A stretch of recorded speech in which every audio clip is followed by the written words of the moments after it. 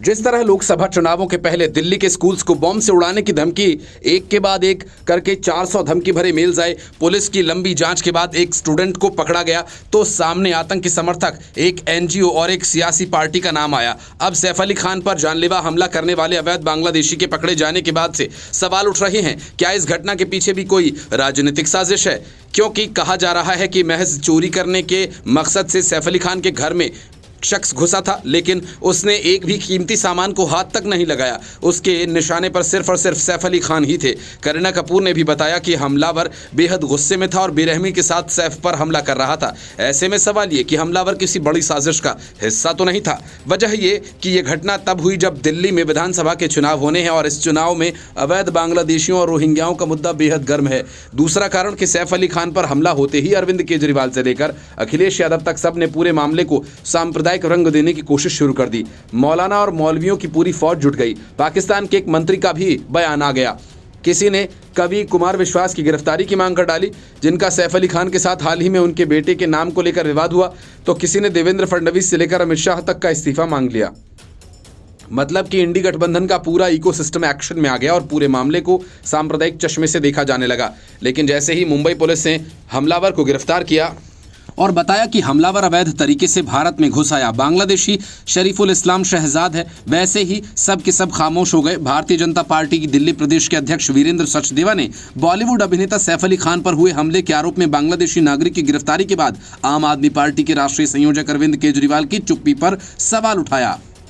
उन्होंने कहा, सैफ अली खान पर हुए हमले को शर्मनाक बताने वाले केजरीवाल अब चुप क्यों हैं? सचदेवा ने कहा कि सैफ अली खान पर हुए हमले के बाद केजरीवाल ने सहानुभूति बटोरने के लिए कहा था कि वो राष्ट्र की धरोहर हैं, इसलिए घटना बहुत ही शर्मनाक है। लेकिन जब पता चला कि हमलावर बांग्लादेशी नागरिक है तो उन्होंने भी चुप्पी साध ली। उन्होंने कहा कि केजरीवाल जो सैफ अली खान पर हमला होने पर बहुत चिंता में थे, अब उनकी जिम्मेदारी है कि वो हमला करने वाले बांग्लादेशी शख्स की निंदा करें। उन्होंने कहा कि भाजपा पहले दिन से ये कह रही है कि दिल्ली ही नहीं देश भर में रोहिंग्या और बांग्लादेशी सुरक्षा के लिए खतरा हैं। अरविंद केजरीवाल दिल्ली में रोहिंग्या और बांग्लादेशियों को आश्रय देते हैं और उन्हें पालने का काम करते हैं। सचदेवा ने कहा, अवैध बांग्लादेशियों को 10,000 रुपए ओखला से विधायक अमानतुल्लाह खान और अन्य नेता देते हैं, उन्हें मुफ्त बिजली मुफ्त पानी देने का काम करते हैं। उन्होंने कहा कि अवैध आधार कार्ड्स बनवाने के साथ ही उन्होंने फर्जी वोटर आईडी कार्ड्स बनाने का भी काम किया। आम आदमी पार्टी ये काम कर रही है और इसलिए सैफ अली खान पर हमला करने वाले शख्स के तार किस किस से जुड़े हैं, इसका खुलासा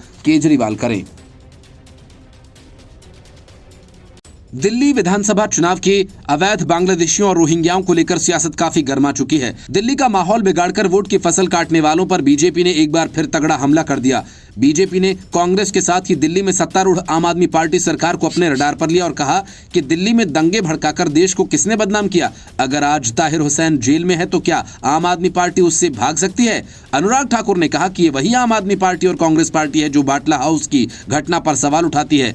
दिल्ली में कुछ लोग हैं जो बम धमाकों की अफवाह फैलाते हैं और अभिभावकों को रुलाते हैं और स्कूल्स बंद करवाते हैं। आपको जवाब देना होगा कि ये किसकी एनजीओ है और इसके पीछे मास्टरमाइंड कौन है। भाजपा के सांसद अनुराग ठाकुर ने कहा कि आम आदमी पार्टी कांग्रेस के घोटालों की बात करने आई थी, लेकिन आज उनकी छाप जो एएपी है वो अराजकता, अलगाववाद, आतंकवाद, अफवाहें फैलाने और अपराधियों को शरण देने के लिए जाना जाता है। ऐसी कौन सी मजबूरी है जो इन देश विरोधी ताकतों से हाथ मिलाना जरूरी है? अफजल गुरु की फांसी की सजा माफ कराने के लिए किसकी एनजीओ आगे आई? किसके रिश्तेदार और माँ बाप उसका हिस्सा थे? दिल्ली की जनता जवाब मांगती है। आतिशी जी और अरविंद केजरीवाल जी, आपके होठ सिले हुए होंगे या फिर इसका जवाब देंगे या नहीं? असल में आतिशी मरलेना के पिता उस एनजीओ का हिस्सा थे जिसने अफजल गुरु की फांसी की सजा माफ करवाए जाने के लिए असफल प्रयास किए थे। स्कूल्स को बम से उड़ाने की धमकी देने वाले मामले में उसी एनजीओ का नाम खुलकर सामने आ गया।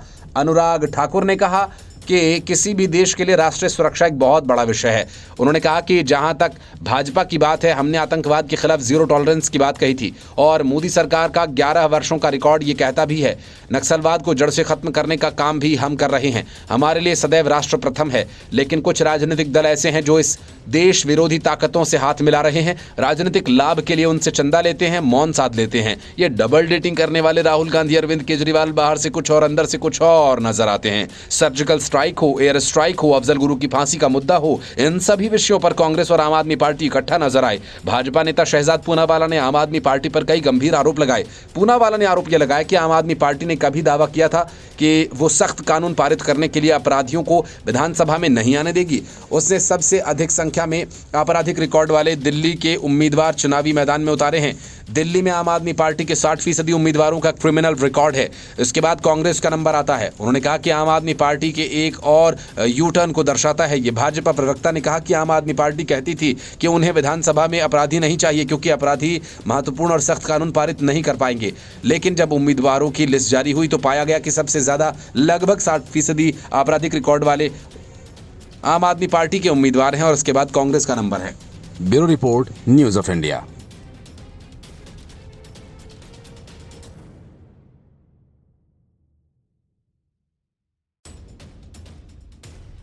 चुनाव प्रचार के तेज होते ही आम आदमी पार्टी बड़ी मुश्किल में फंस गई है। सबसे ज्यादा मुश्किल तो अरविंद केजरीवाल और आतिशी मार्लेना के सामने आ खड़ी हुई। नई दिल्ली सीट से चुनाव लड़ रहे केजरीवाल के साथ न तो वहां की जनता दिख रही है और न कार्यकर्ता।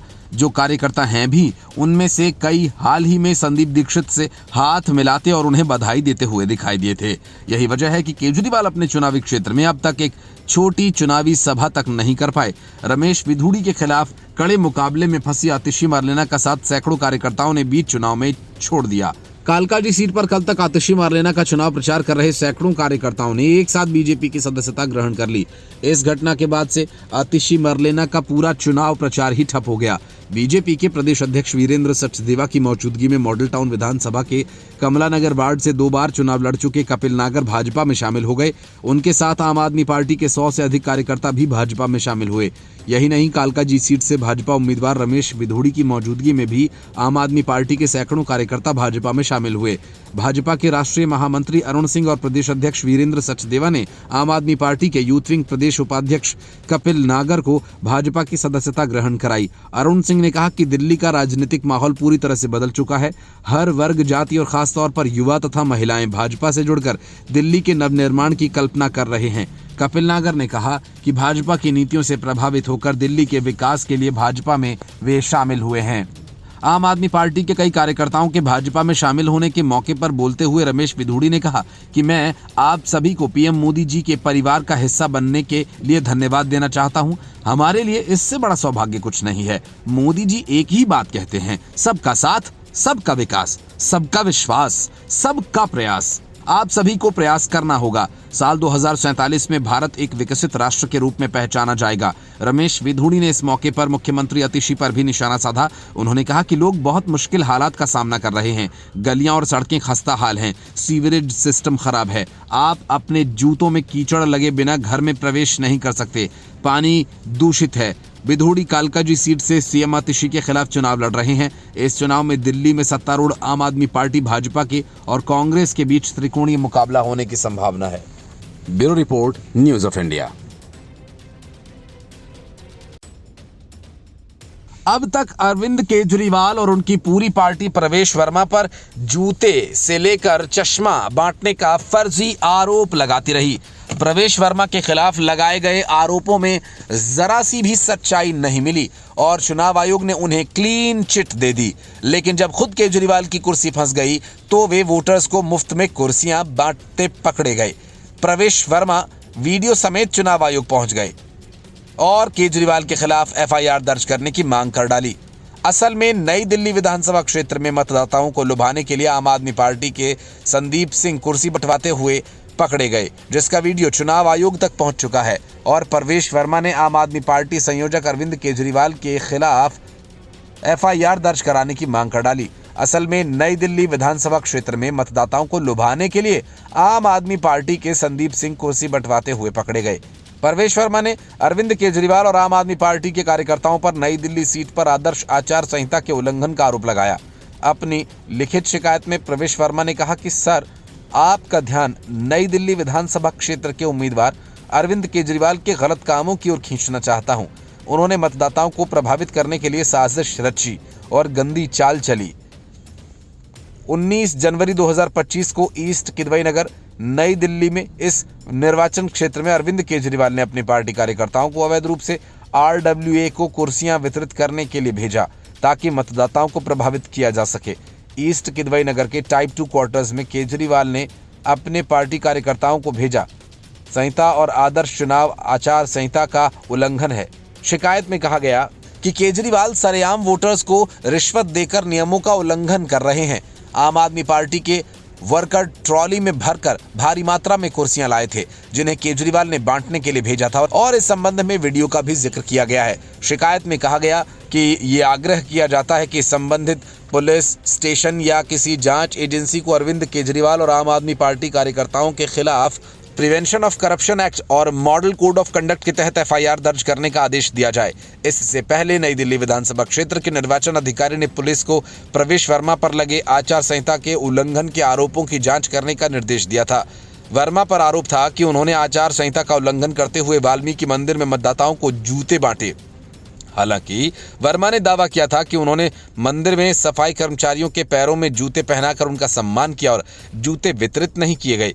दिल्ली विधानसभा की सबसे चर्चित सीट नई दिल्ली से भारतीय जनता पार्टी के टिकट पर प्रवेश वर्मा चुनावी मैदान में हैं।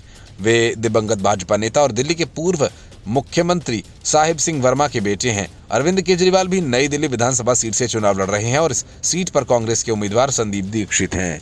Report news of India. अपनी कुर्सी बचाने के लिए भगवंत मान ने केजरीवाल के सामने पूरी तरह से सरेंडर कर दिया। यही वजह है कि अब तक केजरीवाल और उनके परिवार को पंजाब सरकार के विमान से पूरे देश की मुफ्त में सैर कराने वाले भगवंत मान हफ्तों से दिल्ली में डेरा डाले बैठे हैं। केजरीवाल चुनाव जीत जाएं, इसलिए नई दिल्ली सीट के लिए काफी बड़ी रकम का इंतजाम किया जा चुका है। बीजेपी उम्मीदवार प्रवेश वर्मा ने एक दिन पहले ही कहा था कि पंजाब से केजरीवाल की सीट के लिए 50 करोड़ का फंड भेजा जा चुका है। संदीप दीक्षित ये भी आरोप लगा चुके हैं कि केजरीवाल की सीट के लिए 50 करोड़ का फंड भेजा जा चुका है। पंजाब पुलिस अपनी गाड़ियों में लाद कर कैश दिल्ली पहुंचा रही है। केजरीवाल की सुरक्षा में भगवंत मान ने काफी पहले से पंजाब पुलिस के 350 जवानों को लगा रखा है। इतना ही नहीं, केजरीवाल ने फंड जुटाने के लिए जिस विभव कुमार को महीनों पहले पंजाब शिफ्ट किया था, भगवंत मान को अब विभव कुमार की सेवा भी करनी पड़ रही है। पंजाब में भगवंत मान ने गुपचुप तरीके से विभव कुमार को Z+ सिक्योरिटी मुहैया कराई। ये वही विभव कुमार हैं जिसे सुप्रीम कोर्ट सड़क छाप गुंडा बता चुकी है। भगवंत मान के इस खेल पर अब अकाली दल के नेता विक्रम मजीठिया ने जोरदार हमला किया। विक्रमजीत मजीठिया ने दावा किया कि केजरीवाल के PA विभव कुमार को Z+ सिक्योरिटी दी गई है। विक्रमजीत सिंह मजीठिया ने जारी वीडियो में कहा कि पंजाब के पैसे का दुरुपयोग हो रहा है, लेकिन अगर विभव कुमार को कोई खतरा है तो दिल्ली सरकार उन्हें सुरक्षा मुहैया कराए। पंजाब के लोगों के पैसे की कीमत पर सुरक्षा क्यों दी जा रही है? विक्रमजीत सिंह मजीठिया ने कहा कि अरविंद केजरीवाल के निजी सहायक और OSD विभव कुमार को Z+ सुरक्षा देने के पंजाब सरकार के फैसले की मैं कड़ी निंदा करता हूं। VIP कल्चर खत्म करने के नाम पर मशहूर गायक सिद्धू मूसेवाला की सुरक्षा वापस ले ली गई, जिससे उनकी हत्या हो गई। जब उन्हें जरूरत थी तब उन्हें सुरक्षा नहीं दी गई। मजीठिया ने कहा कि CM भगवंत मान की क्या मजबूरी थी कि दिल्ली निवासी विभव कुमार को पंजाब में सुरक्षा लेनी पड़ रही है। मजीठिया ने आरोप लगाया कि विभव बहन बेटियों से दुराचार के आरोप में जेल से बाहर आया है। ऐसे व्यक्ति को Z+ सिक्योरिटी देने का क्या मतलब है?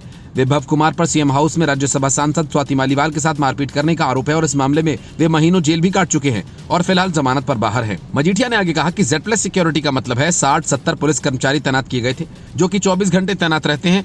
उनके घर परिवार के अन्य सदस्यों के लिए सुरक्षा अलग से होती है। इसमें पंजाब सरकार का लाखों रुपया खर्च होता है। इस खर्च को पंजाब के लोगों की जेब से लिया जाएगा। कर्ज में डूबा पंजाब किसी गैर पंजाबी की सुरक्षा पर पैसा क्यों खर्च करे? मजीठिया ने कहा कि अगर विभव कुमार को सुरक्षा चाहिए तो दिल्ली पुलिस को उनको सुरक्षा देनी चाहिए। पंजाब पुलिस की ये जिम्मेदारी नहीं है। पंजाब में कानून व्यवस्था की स्थिति बद से बदतर हो चुकी है। पुलिस थानों पर हमले हो रहे हैं, लोगों के घरों पर ग्रेनेड से हमले हो रहे हैं, लेकिन पुलिस का पूरा ध्यान दिल्ली वासियों की सुरक्षा पर है। Bureau report, news of India. RSS Rahul Gandhi का इन दिनों सबसे प्रिय विषय है, लेकिन इसी चक्कर में महाराष्ट्र कांग्रेस में बड़ी बगावत हो गई। हालात ये हुए कि कांग्रेस को अपने 60 कार्यकर्ताओं और पदाधिकारियों को पार्टी से बाहर करना पड़ा। बड़ी बात यह कि इसमें कांग्रेस के बड़े नेता विजय वडेट्टीवार की बेटी और विधायक विकास ठाकरे के बेटे और स्टेट यूथ विंग के प्रेसिडेंट तक शामिल हैं। मतलब साफ है, कांग्रेस एक बड़े विद्रोह के मुहाने पर है। बीएमसी चुनाव के पहले कांग्रेस के लिए ये एक बड़ा झटका है। असल में कांग्रेस ने नागपुर में संघ के प्रमुख मोहन भागवत के राम मंदिर निर्माण और असली आज़ादी इसे बताए जाने पर कांग्रेस ने पिछले दिनों आंदोलन किया था। आरएसएस के नागपुर स्थित मुख्यालय तक मार्च निकाला गया था, लेकिन इस आयोजन में कांग्रेस के ही तमाम कार्यकर्ता शामिल नहीं हुए थे। अब कांग्रेस ने ऐसे लोगों पर एक्शन लिया और कुल 60 कार्यकर्ताओं को पद से हटा दिया। कांग्रेस ने जिन नेताओं के खिलाफ एक्शन लिया वे यूथ विंग के सदस्य हैं या पदाधिकारी हैं। कांग्रेस ने जिन लोगों को हटाया है उनमें कुछ वाइस प्रेसिडेंट, 8 महासचिव, 20 सचिव और कुछ जिलाध्यक्ष भी शामिल हैं। नेशनल यूथ कांग्रेस की ओर से 19 जनवरी को मार्च का आयोजन किया गया था, जिसका नेतृत्व राष्ट्रीय चीफ उदय भानु ने किया था। इस मार्च में महाराष्ट्र के यूथ कांग्रेस प्रेसिडेंट कुणाल रावत भी शामिल थे। इसमें कांग्रेस के कई कार्यकर्ता शामिल हुए थे, लेकिन कुछ नेता गायब रहे। इस पर सवाल उठे थे कि आखिर कांग्रेस के आंदोलन में नेताओं ने हिस्सा क्यों नहीं लिया। अंत में हाईकमान की मंजूरी के बाद 60 नेताओं के खिलाफ एक्शन ले लिया गया। कांग्रेस के कार्यकर्ताओं ने आरएसएस मुख्यालय के पास ही मीटिंग की और फिर नारेबाजी की। इन लोगों ने आरएसएस और उनके संचालक मोहन भागवत के खिलाफ बयान को लेकर एक्शन की मांग की। इस मीटिंग के दौरान मोहन भागवत के खिलाफ भी नारेबाजी की गई। प्रदर्शन के बाद मीडिया से बात करते हुए उदय भानु और राउत ने कहा था कि मोहन भागवत की ओर से ये कहना असली आज़ादी राम मंदिर के निर्माण के बाद मिली है, ये गलत है। उन्होंने कहा कि ऐसा बयान तो सीधे तौर पर भगत सिंह, महात्मा गांधी और अन्य आंदोलनकारियों का अपमान है। इन लोगों ने स्वतंत्रता के लिए संघर्ष किया था, लेकिन मोहन भागवत के बयान से उन लोगों का अपमान हुआ है। उन्होंने कहा कि हमारे स्वतंत्रता सेनानियों का नाम भारत के इतिहास में अमिट है और उसे मिटाया नहीं जा सकता। लेकिन इस प्रदर्शन से ज्यादा चिंता कांग्रेस में इस बात को लेकर हुई कि आखिर उसके ही कई नेता क्यों नहीं पहुंचे। इन नेताओं को पदों से हटाए जाने पर आदेश रविवार को देर रात जारी किया गया। ये आदेश महाराष्ट्र यूथ कांग्रेस के प्रभारी अजय चिकारा की ओर से जारी किया गया। कांग्रेस ने जिन युवा नेताओं को पद से हटाया उनमें शिवानी वडेट्टीवार शामिल हैं। कांग्रेस के सीनियर नेता विजय वडेट्टीवार की वो बेटी हैं। इसके अलावा नागपुर पश्चिम से विधायक विकास ठाकरे के बेटे केतन ठाकरे को भी हटा दिया गया। अनुराग भोयर और मिथिलेश कन्हेरे को भी पद से हटा दिया गया। ये सभी नेता महाराष्ट्र यूथ कांग्रेस के सचिव थे। वहीं स्टेट यूथ कांग्रेस के प्रेसिडेंट तनवीर अहमद विद्रोही को भी पद से हटा दिया गया। Bureau report, news of India.